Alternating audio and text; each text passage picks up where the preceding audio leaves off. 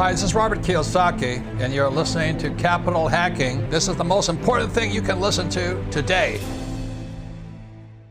He's the one. I have a dream. With great power comes great responsibility. I could do this all day. This is it. Don't get scared now. They may take our lives, but they'll never take our freedom. Cinderella's story out of nowhere. It's in the hole. That the only thing we have to fear is fear itself. Capital Hacking begins in 3, 2, 1. Welcome back to the big show. Josh McCown here. John Edwin. Are we having the best day ever? We are. We're knocking out interviews with some amazing people. And we just interviewed Josh Ryan. We've been trying to have him on the show for the last few months. He did an awesome job articulating a lot of things. But one of the things I actually wanted to mention is what I liked about what he said was concentrate to get rich, diversify to stay rich. Yeah, that's a great principle. You know, it is true. Like some people say, oh, I'm very, especially people building wealth, you're going to be centralized and not diversified. And that's just how it is, you know. And there's nothing to diversify yet.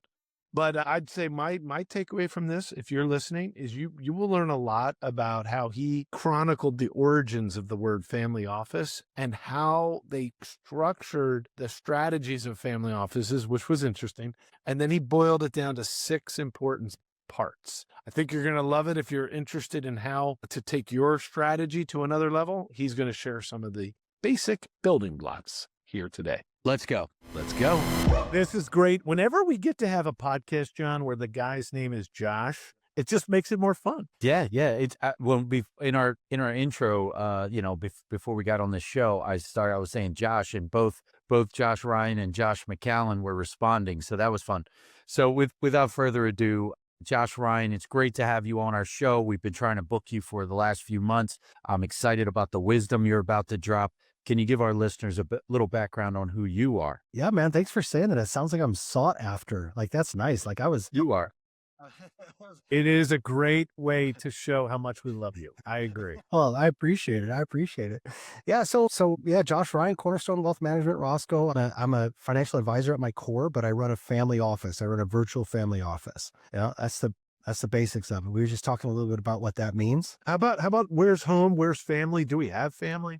Yes to all. So I would say that I have 2 homes. One of them is Southeast Phoenix Valley. This is where both my kids are going to college. In fact, my son is graduating from GCU in, I don't know, like 15 days, which is both exciting because I'm done paying for the first college, and also crazy because it's, my tiny little baby boy is all grown up. My daughter is 18. She's a freshman at the same college. My wife lives here. The 4 of us live here in Queen Creek, Arizona. And then I have a branch in Gilbert, Arizona. And I have a branch in technically a town called Beloit, Wisconsin, which is just north of Roscoe, Illinois, which is where my name originally comes from. Not my company's name. Well, and are you a Wisconian, a Wisconsin native originally? I am not, but we were so close that there were like it blurred the line, right? Like it blurred the line. I spent as much of my life in Wisconsin as I did in Illinois. I mean, they say Wisconsin is sort of Illinois' biggest natural park, right? So if you're in Illinois, like you're doing everything in Wisconsin. The best lakes are there, the best hunting's there, the best snowmobile trails are there, all that stuff. Yeah. And Josh, what got you into the financial services business? Hey everybody, it's Robert Helms, host of the Real Estate Guys radio program. And when you're not listening to our show, make sure you're tuned to Capital Hacking. You're going to dig it. This is a painful story, John. You really want to hear it? Okay. So, I became a financial advisor in 2008. I don't know if you guys know much about what happened financially in 2008. So Dear baby, that was I look pretty smart. I started in 2008, right? It's gone nothing but up since then. But I became a financial advisor because actually I was a real estate agent prior to that. And I was a real estate agent from the time I turned 21 until I was about 31 at that point. And I was doing okay financially. It felt like I was making a lot of money. Back then, it felt like a lot of money. It felt like a pretty solid lifestyle. I did This is a painful story. Frankly, I did exactly what I thought that you were supposed to do, right? I bought a house that my banker said I could afford. I had 3 months of savings set aside. I got the insurance. I mean, I did everything by the books, right? And then 2008 hit, and I thought we were bulletproof. And for us, 2008 actually happened in 2007 because I was primarily selling new construction real estate, which got hit first. And like I said, I thought we were bulletproof. And then it was just this tiny little pellet gun took us down. And then, of course, 2008 became much bigger than a pellet gun. This giant missile fire became of it. And I just felt like I felt like how could this have happened? I did everything exactly the way that I was supposed to do it. I did everything by the book. I was just starting to invest the way that my advisor then told me to invest. I was doing everything right, and it still happened. And so when 2008 hit, we lost almost everything. We lost everything but each other. And it was an identity shaking time for us. I think it was for a lot of people, but it was truly an identity shaking time for us. I had no idea what I was going to do next. I mean, we owned our house on a portfolio loan, so we sold it back to the bank at exactly what we owed. So it wasn't quite a short sale. We didn't go into foreclosure. We didn't file bankruptcy. We probably should have filed bankruptcy. It would have been a lot easier.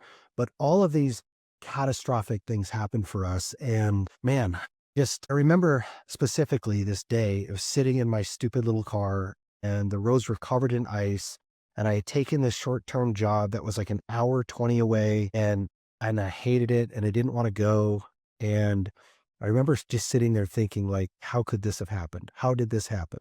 How could I have gotten this so wrong? And I looked internally and I thought, well, I trusted a lot of people, and looking back, those are all people I could have and should have trusted. They were giving me good advice. They were giving me standard advice, right? It just didn't work. And so I remember sitting there thinking, like, I can never, ever, ever, my daughter was just born. Like literally we brought her home to this house, and 3 months later we lost the house, right? We sold it back to the bank. I remember sitting there in my car thinking, man, I can never, ever let this happen to me or my family again. And I thought the clear path to doing that was, well, who knows money? Who knows money better than anybody? And I thought, well, financial advisor is either a financial advisor or maybe an accountant. And I didn't want to go back to school at that point. So I thought, okay, financial advisor. And so I became one. And two things happened. Number one was I never, ever wanted this to happen to me or my family again. And number two, I wanted to be able to make sure this never happens to anyone else if I can, within reason, if I can. So I became a financial advisor. I started at Edward Jones, and it was the entire time, it was very much against all odds that I ended up getting that job. Especially then, it was Jones is a tough company to get into. Back then, I don't know if the numbers are still true today, but back then it was easier to get into Harvard than it was to get hired by Jones. Harvard accepted, I think 10.2% of applicants, and Edward Jones accepted like 9.1 at the time. Yeah, it's surprising. And I don't know how I got in, but I did, and I made it. I opened up my little office in Rockton, Illinois, and I started building my business. And some things changed for them. Leadership changed for them, and it no longer felt like it was the right fit. So I stepped out and I went independent. What I just heard you talk about a little bit was you said, hey, if I were to summarize, you actually were getting standard advice from your financial advisors as a pre going into the industry. So you don't actually fault them for anything like negligent, just that the standard didn't work. So is there a moment where you came up with a different way to invest in Edward Jones or in the business you're in now? What's your specialty as far as advice and things like that? Yeah. So not just if I could back up a little bit, not just, it wasn't just what my advisor told me, right? Like these were textbook standard ideas for how to do a lot of things, right? Like this is what my banker told my mortgage banker told me. These are standard pieces of advice across the board, all things financial and tax related, right? So it wasn't like I wasn't just pointing out one fault of an industry or anything like that. It was something very, very different and bigger. And without a doubt, Josh, I will tell you that the number one thing, and this is going to sound really weird, but the number one thing that I do different that I think there are probably three things that I do different than I think a lot of typical or traditional advisors do. Number one, I'm a huge believer in having a lot of cash. Like just without a doubt, man, I look back at what I went through, and that little 3 month, it was nothing. Like it didn't even last 3 months. It lasted like a month and a half, right? And it just because everything hit all at once, it didn't make any sense at all. So I do something called the family vault, right? And this is like one of the first baseline things. Like I don't even want you to invest any money with me to start. I want you to build your family vault.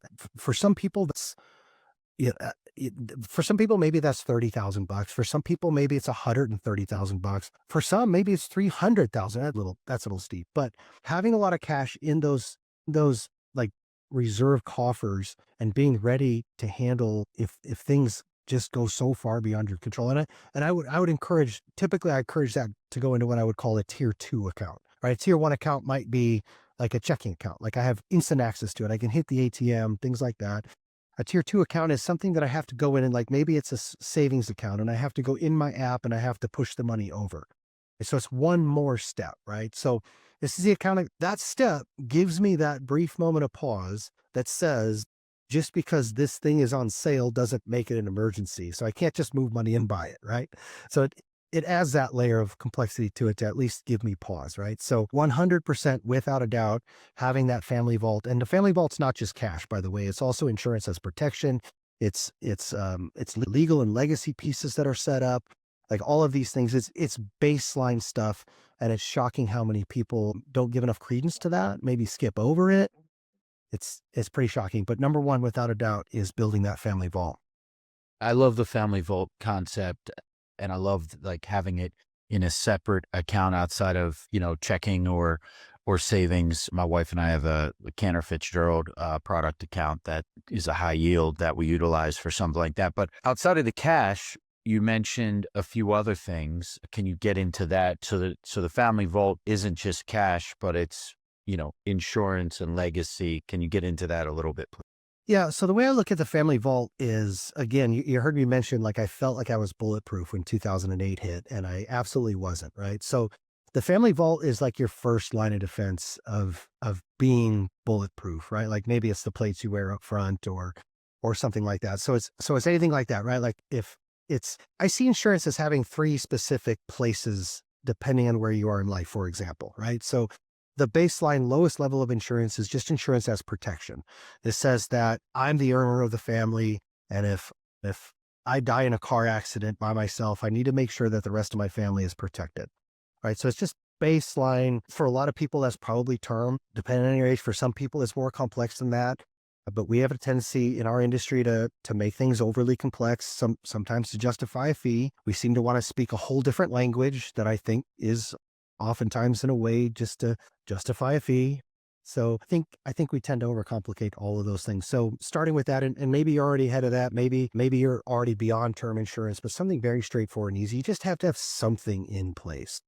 Can I ask you a couple, while we, want to make sure that, give us a little insight into when you and I were talking before the show went online, you said that what you've created now is a virtual family office. Yeah. It might be fun for us as listeners to understand that terminology and kind of what does that mean? What does that mean? Yeah. 100% sure. And for you guys listening, if you haven't listened to the Bob Castellini episode, he does pretty much what I do. It's a great episode too, for sure. So I look at it like this, and Bob and I are sort of running concurrently, but like we're 2 concurrent circles, right? So we're next to each other, not exactly the same, right? So the family office concept was actually established in something like 1882 by the Rockefellers, right? And they established this because the family kept getting all this really bad conflicting advice. So they just got frustrated. They just got tired with it. And the family decided that they're going to pull in like these 6 or 7 or 8 very specific professionals that are all in, they're stockbrokers, they're real estate agents, they're business acquisition professionals. Like they're all these things, and they pull them all in. And they had them work in-house to solve all of the problems. And interestingly, this team of professionals working in-house, working only for the Rockefellers, pretty much solved all of the family's problems within like 4 months, right? So they're all sitting around twiddling their thumbs. And to me, this is where the magic happens. They're all sitting around twiddling their thumbs. And in an effort to justify their jobs, they decide that they have to do something. So they go out and they start sourcing opportunities. Start looking for businesses to buy. They start looking for real estate to purchase. They start sourcing these opportunities proactively to bring to the family. Now, there's conflicting reports on what I'm about to say next, but it's estimated that something like 65% of the Rockefellers' net worth today can be attributed all the way back to that original family office and the extra things they were doing beyond the scope of what the Rockefellers were already doing. Wow. Right. So this is a really great, really well-functioning machine that costs somewhere between $8 and $12 million a year. Right. So if you're a person that has $150 million in net worth, it makes sense to pay $12 million a year to hire these guys. Right. But the concept works so well that all the wealthy families currently have it. Oprah has a family office, and the Waltons have family. All these guys still have family offices, and it still works and it still runs hard. So well that companies like UBS and Morgan Stanley and a couple other names you've probably heard of developed something called a multifamily office. Right? And all they did is basically they took the same group of professionals and they put them all together in one like pile or one pod of people. And they work for like 7 families or 10 families, right? They work for a small group of families. And that works really, really well too. And it probably costs each family maybe somewhere closer to $1 to $4 million. I don't know the exact numbers, but it's still expensive, right? But it's not the $12 million that it would be for you to hire all these people directly, right? And that works really, really well for for families that are somewhere in the neighborhood of 35 million up to that 150 million. Okay. Now I've taken that a step further and I've created, and just for the record, when I say I've created, it wasn't my idea. Right? You'll understand in a second, but I've developed this ecosystem of 75 professionals who are all focused on 6 specific aspects of the financial world, right? Wealth management, commercial real estate, business acquisition, risk mitigation, legal and legacy, and strategic tax planning, right? These are professionals that do one of those 6 things, and there are 75 of them. So some of them are more specific, some of them are less specific. And think of it like this, right? I'm the architect, they're the engineers, with the exception of wealth management, because that's my baby too. But think of it like this, right? So I know 5 inches deep all across the lake, but I don't know a single good fishing hole except for wealth management, right? So my role as the family office is really more as the wealth advocate. So my job is to help you guys find these other opportunities. It's to help grow and develop and source these deals. And that's what my whole team's job is to do. And that's ultimately what a virtual family office is. And for me, a virtual family office really functions, depending on the situation, I'd go as low as $1 million and all the way up to about that $35 million net worth area. I say, depending on the situation, if you're retired and you've got like $1.2 million, you're probably not a good family office candidate. It doesn't make sense for you to participate in other things. You just don't want to lose your money, right? You did a great job of explaining that. And now I understand the parameter of like wealth scales and what to do. I got to repeat back to you the 6 because I want to make sure I understand it. And I have a couple of questions. Yeah. Wealth management, commercial real estate, risk, tax, legal, and I missed some. Business acquisition. Now that blows my mind. Business acquisition is part of a family office? Define that. Does that mean private placements like what I offer where you're buying into a business, or does it mean go out and buy a HVAC company? What does business acquisition typically mean in this business? Hi, this is Melanie McCallan. Josh and I are just so grateful for the many investors who have already joined us at Accountable Equity. Accountable Equity is so much more than a capital group. It's really a community of accredited investors that want to learn and grow together. I just want to personally invite you, if you want to find out more about this type of investment and see if it's right for you and your family, please visit us at accountableequity.com. Hey, it's Hal Elrod, author of The Miracle Morning, and you're listening to Capital Hacking. Enjoy. Yes. So great question, right? So private equity is a big thing, right? Like everyone's talking about private equity now. It seems like I get to a certain level, everybody's talking about private equity. I would say business acquisition lives, and I know this is kind of a misnomer to say it like this, but business acquisition lives just below private equity. So yes, to answer your question, it would be buying an HVAC company. It would be buying a dry cleaning company or 5 to 7 dry cleaning companies and rolling them up, right? It would be any of those retiring mom and pop style businesses is absolutely 100% part of what we do. And interestingly, we've been doing some version of that for about 5 years, some version of business acquisition, but it's always been reactive. Right? So you guys are clients and you're thinking about buying this HVAC company, and you want to bring the due diligence to us. So we go over quality of earnings, we review the legal documents, we review all of those pieces, the value creation strategy, all those kind of pieces. It's always been proactive. It's only been about the last 2 years it's always been reactive. It's only been about the past 2 years where we've created that to be more proactive, because the strategies are so robust and so just the downside is everyone's getting into it. Now I see Grant Cardone is teaching classes on business acquisition now, and that's very different from, I haven't taken his class, so I don't want to talk smack about what he's doing. I can't say whether or not it's good or bad, but from what I've seen, it's a very different animal. Let me just rephrase. Their process makes it look a whole lot easier than it actually is, because it's really hard. It's really hard. And so you yeah, had to answer that question. on your team, I'm drilling in because you're the first person of all these times I've ever talked about business acquisition as part of a family office.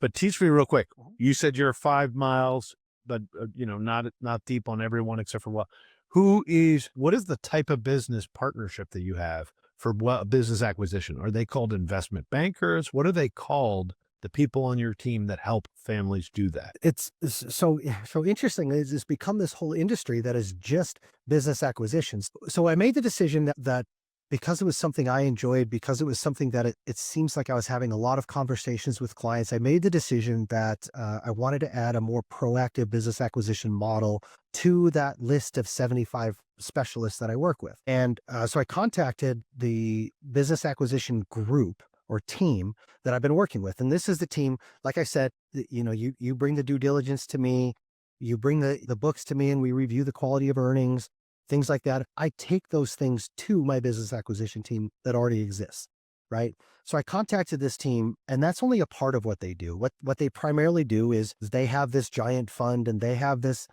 group of people that they're working with and working for to do their own business acquisitions.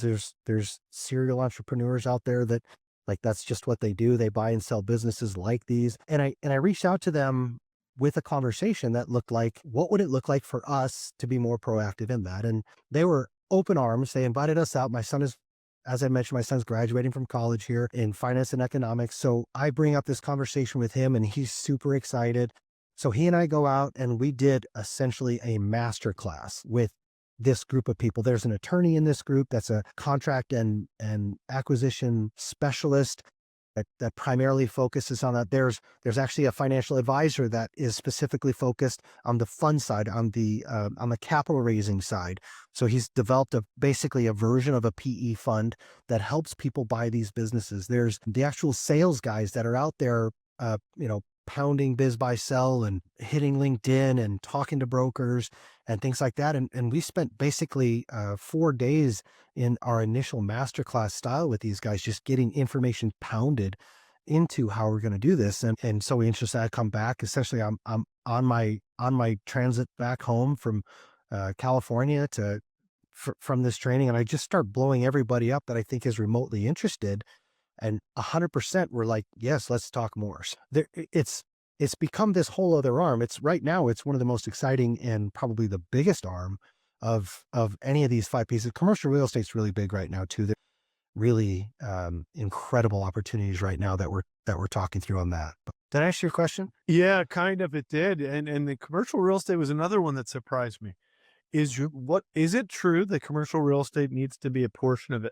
Are you saying that should be a portion of almost every family's portfolio, and why? Yeah, and I keep saying commercial, but I think it's commercial right now. But I like real estate as a whole, right? Like to me, it's just commercial is really attractive right now, right? That's what I like about it. And I'm gonna back up just for a second. I mentioned the family vault earlier as one of the things I do different. Another thing that I do different as a family office is I'm a huge believer in the phrase concentrate to get rich, diversify to stay rich, right? And as an industry, it seems like we do that backwards, right? Like you're 25 years old, you've got your first $10,000, see your financial advisor, and he's probably going to put you in a nice diversified portfolio of mutual funds, and each one has like 150 different holdings in each one. So it's spread out nice and big. And maybe it has a history of earning between 6 and 8% per year, right?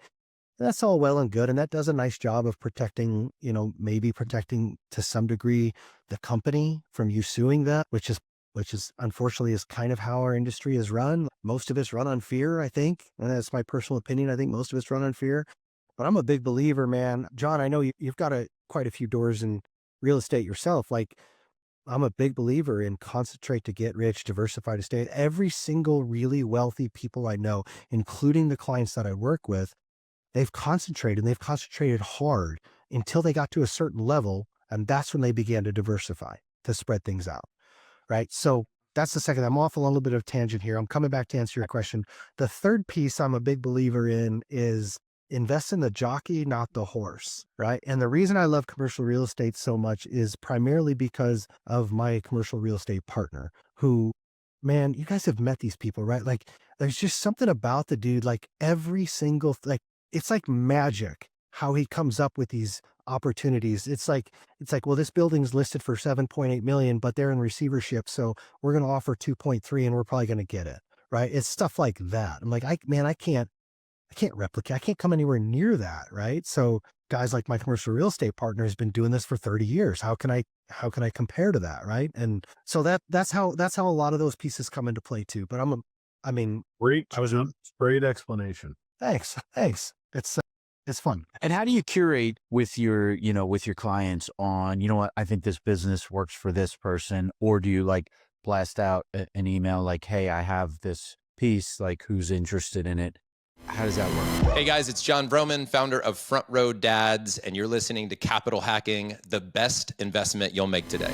Yeah, actually both is the answer, right? So I have something called the Black Letter Private List, right? And Black Letter Private List is, man, I hate to call it a newsletter because it's nothing like a newsletter, but it's just basically a sign up to be part of an ongoing communication that we offer. And we have everything from hand holding letters like, hey man, this is what's going on in Iran right now. Here's how it might translate to your account, your checking account, your investment account, your real estate, interest rates. Here's how it might translate. And that also includes things like the midweek outlook. Like here's a like a 301 level macro outlook on economics and what that might mean. Sometimes it's just fun stories, but sometimes it's specific opportunities like, hey, we came across this real estate property that might make sense, or hey, here are 3 businesses that we like right now and here's why. Right. And sometimes that happens, but most often we are way more proactive than that. So it looks more like this. John, you and I would sit down and have a conversation about what exactly you're trying to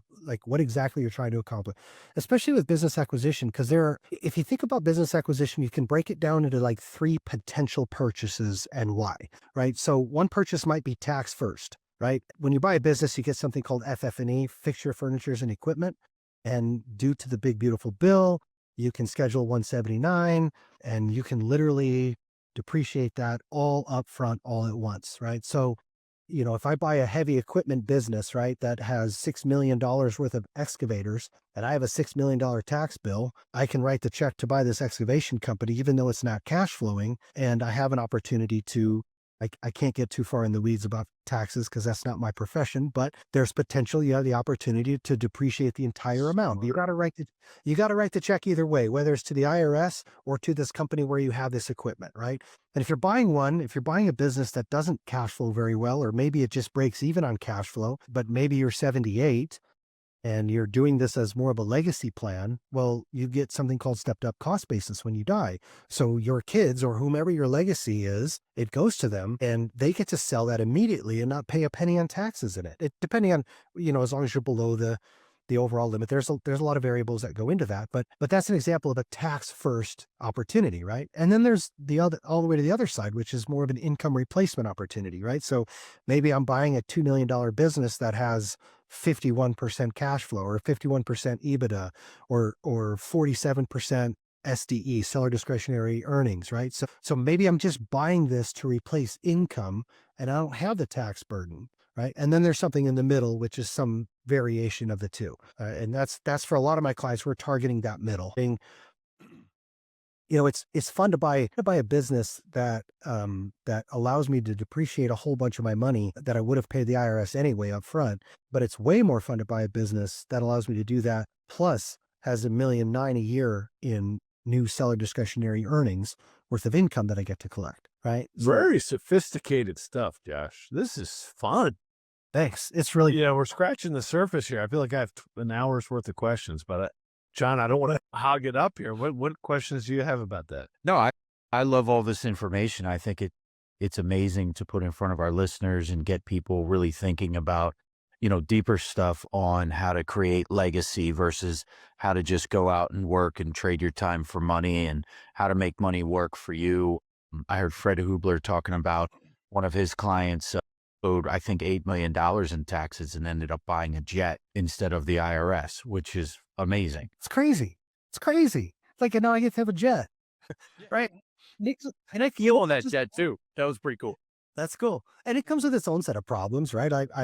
I know a few pilots, they're really awesome guys, but I've heard from a lot of like higher level family offices that like pilots and yacht captains can sometimes be the biggest prima donnas. So I don't know. I've never, fortunately, That's not been our problem yet. fortunately and unfortunately, I haven't had to deal with that as a problem in my family yet, but I just ask a fun question about this? So the basic point of what you just described was somebody being able to borrow maybe some type of debt and put some of their money in and get the asset, which is a business in the case we just described. Who's going to be the operator of that business? Typically, if a family office buys a business. yeah, so this is something that's really fascinating. It's something that's really taken shape, right? So as I mentioned, my son is just graduating from college with a degree in economics and finance, right? So I'm looking at different ways to activate him in different roles and things like that. And he doesn't have the skill set to be an operator of any of these businesses yet. His skill set right now is really good, but it's still like, man, you got to start here, kid, right? Like you got to build up to that. But that whole conversation has opened me up and had me start thinking about these things in a much, much different way. You're exactly right. A lot of my clients that are doing these types of things, man, they're not going to be sitting at the front desk at a local dry cleaner. Thank you for popping in to, we are dry cleaning or what. They're not doing that, right? So something that's really been fun and really interesting is we've started the process of working through how we can partner with a lot of our clients on these deals, right? Again, fortunately and unfortunately, I don't have the giant tax burden that I don't have to write a $4 million tax check to the IRS this year, but they do. But I have some capacity to build out teams. I have some capacity to hire the right people. I have some capacity to build a value creation strategy. So doing a lot of lately is partnering with some of our clients in some of these deals with the expectation that like, man, you just keep concentrating and doing what you're doing, allow some of that diversification to flow through us. You still become the board, right? You're the board. I'm the CEO. And then I hire a president to run the organization, but I end up architecting the whole deal, or my group ends up architecting the whole deal, and we become partners on the deal in some capacity with the exclusive expectation that this isn't necessarily a long-term hold. We're going to do this. We're going to add the value creation. We're going to fix some things up, and hopefully we're going to be big enough for private equity to take a look. And if not, we're just for sale again in maybe 3 to 5 years. And that's ultimately the plan. Love it. Josh, your wealth of knowledge. How do our listeners get in touch with you with follow-up stuff? Yeah, man, for sure. So I would say there's definitely 2 different places to go. And I tried so hard to have my website done and ready to go before we launched this website or before we launched this podcast. But you can go to cornerstoneroscoe.com, Cornerstone, just like it sounds. And then Roscoe is ROSCOE, S like Sam, ROSCOE, cornerstoneroscoe.com. You'll see my current website, which in all embarrassing honesty is sort of a placeholder website until my actual website gets done. So it looks like a pretty weak traditional financial advisor website, but you can get a hold of us through there. You can join the Black Letter private list on that. I would definitely suggest you do that. It's obviously free. We don't hound you. It's nothing like that, but that would be the first place to start. Just start collecting some of my content, see if we're even a good fit. Damn straight. We just got buddy. We got to the end of another great show. And everyone listening right now, you're the family and friends. Thanks for staying till the end. That was so fun. And hey, hit the like, hit subscribe. We're here to serve you guys. That's why we're doing this show. Josh is not paying me. I'm doing this off of my quote unquote sweat equity because we want to make a difference in your life. And then that ripple effect will continue to touch the world. Hey, amen, brother. Please check us out on capitalhacking.com, all the social media threads. And yes, I know you've probably already sent this episode to one of your best friends. Thank you. We love it. Just go right into your iPhone, hit the plus symbol. We'll talk to you later. See you next week. Share.